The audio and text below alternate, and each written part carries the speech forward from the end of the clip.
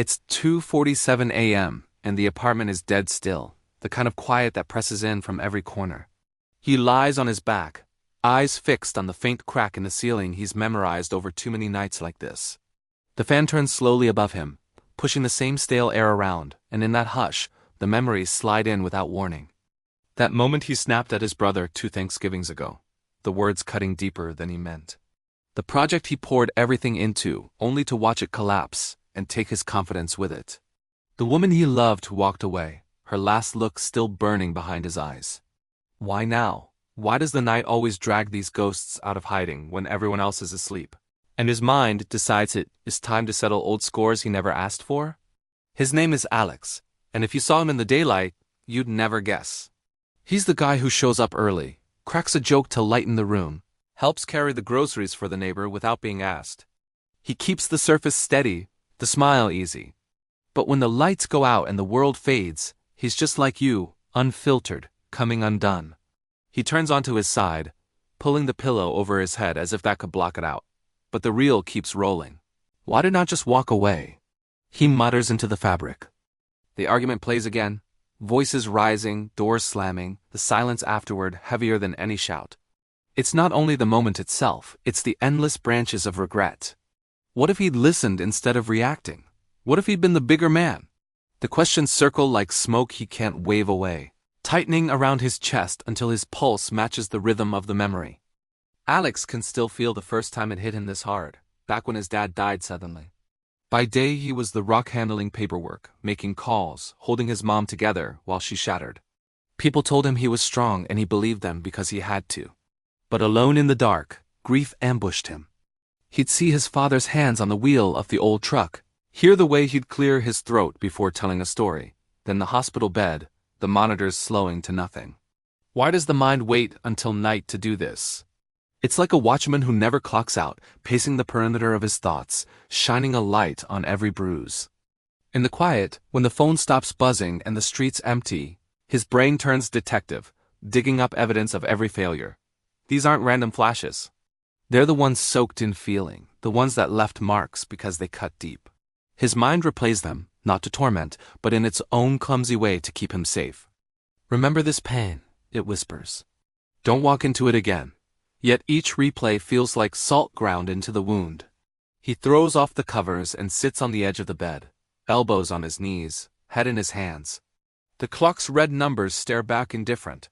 Alex grabs his phone, thumbs through old photos knowing it'll only make it worse. There is one from that weekend away with her, both of them laughing against the sunset, and suddenly he's there again. The cabin, the fire crackling, the conversation that started soft and ended with her bags by the door. His stomach knots, the familiar twist of loss spreading outward. This is anxiety's silent chokehold, feeding on the dark. All day he shoves it down, powers through meetings, lifts at the gym, stays busy. But at night there's nowhere to hide and it surges. Thoughts race forward too. What if he never lets anyone that close again? What if this emptiness is permanent? It's draining, this endless mental sprint with no tape at the end, leaving him hollow before morning even arrives. Picture your mind as an empty warehouse after hours. Lights flickering on one by one. The shelves are stacked with boxes labeled in fading ink. The job he didn't land, the friend he let drift, the time he froze when someone needed him to speak up. Each box opens on its own, spilling contents across the floor. Alex walks through them in the dark, picking up pieces regret sharp like broken glass, shame warm and suffocating. Why does it weigh so much? Because feeling isn't abstract.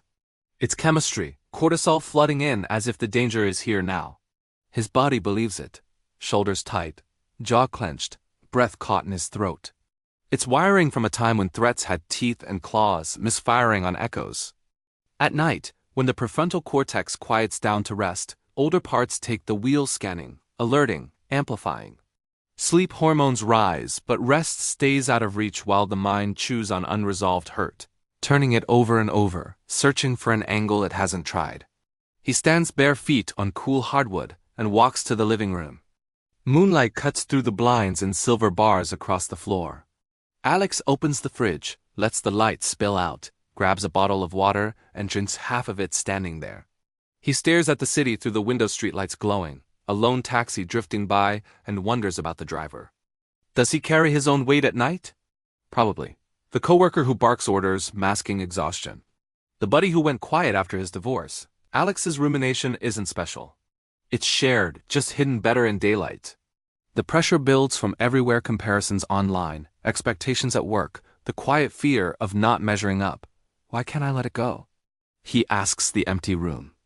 The answer is buried inside, because pain left unattended doesn't vanish. It waits for the quiet to be heard.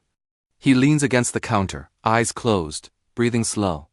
A distant siren fades into the night, and for a second the noise in his head pauses.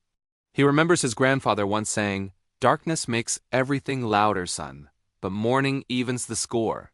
Simple, almost throwaway, but it's stuck. Why do these memories sting hardest now? Because daylight brings filters, tasks, conversations, motion that dilute the signal. At night the filters drop and raw emotion floods in. His mind isn't malfunctioning. It's following old code, replaying threat to prepare, replaying loss to protect. But preparation turns to punishment when there's no off switch. Alex heads back to bed, slides under the sheet, and lies still. Tonight something changes, not dramatic, not sudden, just a small tilt. He notices that when he stops wrestling the memories, they lose some edge. Let them play, he thinks. Not welcoming them, but allowing, yeah, that one hurt. Yeah, I wish I'd done better, and I'm still here. It's a quiet shift from battle to observation. The brain craves resolution, he realizes. Fighting only feeds the loop, but gentle attention, what's this trying to tell me? Loosens the grip. Compassion slips in, unexpected and soft. You were doing your best, Alex. Still are. It isn't revelation from the sky. It's recognition that's been waiting. He thinks of runs along the river at dusk, how the rhythm of his steps and the wind off the water pull him present.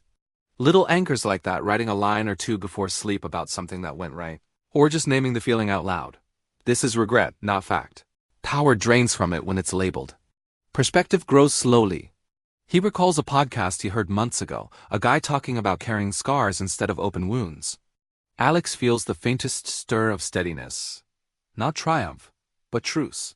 The clock shows 3:30. Sleep finally tugs at him, gentle now. He turns onto his side, the memories still drifting but distant, like voices down the hall. There's confusion left. Why do we do this to ourselves? But alongside it, a thread of hope. Tomorrow he'll drag a little, coffee will taste stronger, but he'll carry a sliver of understanding. The night drags up pain to process it, if we meet it halfway. Not to erase, but to weave into the fabric. Alex slips under, dreaming not of old failures, but of open doors. Light creeps around the edges of the blinds, turning the room gray, then gold. He stirs, stretches, feels the familiar ache of short sleep, but something lighter beneath it. We've all been there, staring into the dark while the mind runs its private film festival of hurt. Yet in seeing the pattern, there's space, quiet strength to greet the day, wounds and wisdom together. Clarity isn't the absence of pain, but the ability to hold it without letting it hold you. If this story landed somewhere familiar, if you've known those 3 a.m. replays, stay with us for more quiet conversations about the mind, about building strength in the hidden places, about growing through the long nights.